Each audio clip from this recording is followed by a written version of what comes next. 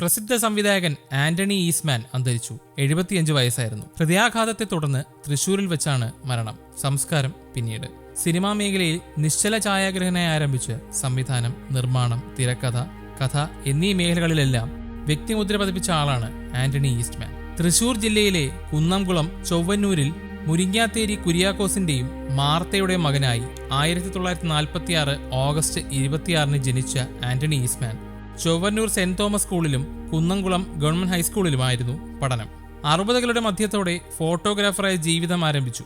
പിന്നീട് എറണാകുളത്തേക്ക് മാറുകയും ഈസ്റ്റ്മാൻ എന്ന പേരിൽ ഒരു സ്റ്റുഡിയോ ആരംഭിക്കുകയും ചെയ്തു. അങ്ങനെ ആന്റണി ഈസ്റ്റ്മാൻ എന്ന പേരിൽ അറിയപ്പെട്ടു തുടങ്ങി. ആദ്യം പത്രങ്ങൾക്ക് വേണ്ടി ഫോട്ടോ എടുക്കാൻ തുടങ്ങിയതിനു ശേഷം പല വാരികകൾക്കും വേണ്ടി സിനിമാക്കാരുടെ ചിത്രങ്ങൾ എടുത്തു തുടങ്ങി. പിന്നീട് എറണാകുളത്ത് കാർട്ടൂണിസ്റ്റ് തോമസിന്റെ ഡിസൈനേഴ്സ് എന്ന പരസ്യ സ്ഥാപനത്തിനു വേണ്ടി മോഡൽ ഫോട്ടോഗ്രാഫി ചെയ്യാൻ ആരംഭിച്ചു. അതുവരെ ഉണ്ടായിരുന്ന നിശ്ചല ഛായാഗ്രഹണ സങ്കല്പങ്ങൾക്ക് പുതിയൊരു മാനം നൽകി.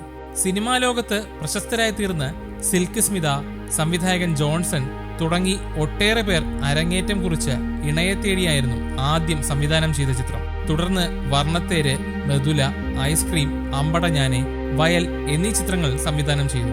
രചന ഈ ലോകം, ഇവിടെ കുറെ മനുഷ്യർ, ഇവിടെ ഈ തീരത്ത്, ഐസ്ക്രീം, മൃദുല, മാണിക്യൻ, തസ്കരവീരൻ, ക്ലൈമാക്സ് എന്നീ ചിത്രങ്ങൾക്ക് കഥയും മൃദുല എന്ന ചിത്രത്തിന്റെ തിരക്കഥയും എഴുതി. പാർവതീപരിണയം എന്ന ചിത്രത്തിന്റെ നിർമ്മാതാവാണ്. അക്ഷരം എന്ന ചിത്രത്തിന്റെ പ്രൊഡക്ഷൻ എക്സിക്യൂട്ടീവായി. ഗീതം, രാരീരം, തമ്മിൽ തമ്മിൽ, രചന, രക്തമില്ലാത്ത മനുഷ്യൻ, സീമന്തിനി, അവൾ വിശ്വസ്തയായിരുന്നു, ഈ മനോഹര തീരം, വീട് ഒരു സ്വർഗം, മണിമുഴക്കം എന്നീ ചിത്രങ്ങളുടെ നിശ്ചല ഛായാഗ്രഹണം നിർവഹിച്ചു. ആന്റണി ഈസ്റ്റ്മാൻ എന്ന ഈ ബഹുമുഖ പ്രതിഭയ്ക്ക് കൗമുദി ടിവിയുടെ ആദരാഞ്ജലികൾ.